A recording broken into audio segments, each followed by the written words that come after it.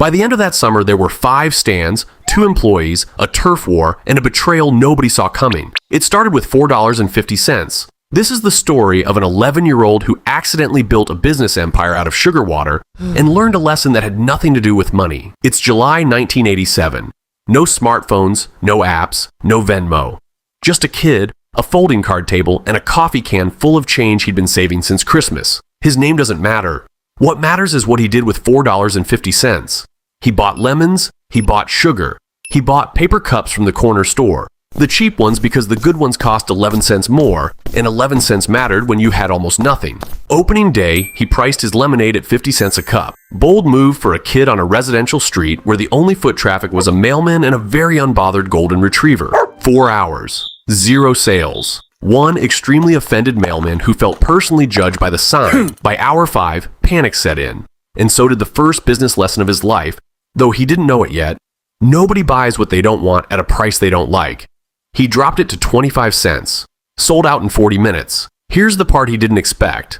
The 25-cent price wasn't the win. The math was. Lemons, sugar, and cups cost him about 9 cents a cup. At 25 cents, that's 16 cents of pure profit, times every cup he sold. Suddenly, $4.50 didn't look so small. He wasn't just a kid selling lemonade anymore. He was doing something closer to running a business, whether he had the word for it or not. His street was quiet. 2 blocks over, there was a park, swings, a baseball diamond, a Saturday crowd that showed up hot and thirsty and didn't want to walk anywhere for a drink. So he made a decision that most 11-year-olds wouldn't. He didn't want more customers. He wanted a second location. He recruited his best friend to run it. Split the profits 50-50. On paper, it was fair. In practice, it was the first crack in something that would matter a lot more later. Word got around a kid was making real money off lemonade, and by the 3rd week, competition showed up in the form of a 12-year-old named Ricky, who set up his own stand directly across the street from the park location. Ricky undercut him, 15 cents a cup, and put up a hand-painted sign that just said cheaper. What followed was,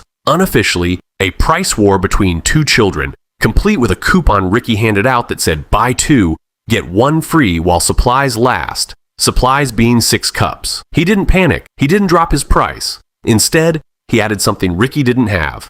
Ice. Cold lemonade on a hot day beat cheap lemonade every time. Ricky folded within a week. By week 5, he had 5 stands running across 3 neighborhoods and something like $80+, real money for 1987, and an almost unthinkable amount for a kid his age. But money changes things. He started keeping the ledger in a spiral notebook, tracking who owed what, who was pulling their weight, who wasn't. And that's where his best friend's stand started to fall behind. Fewer sales, sloppy bookkeeping, cups left out in the sun. He had a choice most business stories don't tell you about: the profitable decision or the loyal one.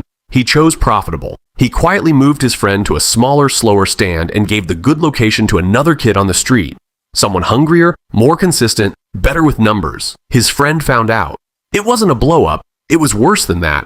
It was quiet. A friendship that had existed since kindergarten got smaller that summer, the same way a shadow does at noon. He'd built an empire. He hadn't noticed what it cost until it was already spent. By August, at its absolute peak, the operation had 5 locations and pulled in enough that he could have bought a new bike, a Nintendo, whatever an 11-year-old wanted in 1987. He didn't spend it. He put almost all of it into a savings account his mom helped him open. Not because he had some grand plan, but because spending it felt like it would make the summer disappear faster than it already was. Labor Day came. School started. The stands folded, one by one, the way lemonade empires do when their entire market is out of session from 8 a.m. to 3 p.m. He sat with his notebook one last time and did the final math. Started with $4.50, ended with just under $200. A return most adults would take seriously. But when he thought back on the summer, the number wasn't the first thing that came to mind. The first thing was his friend.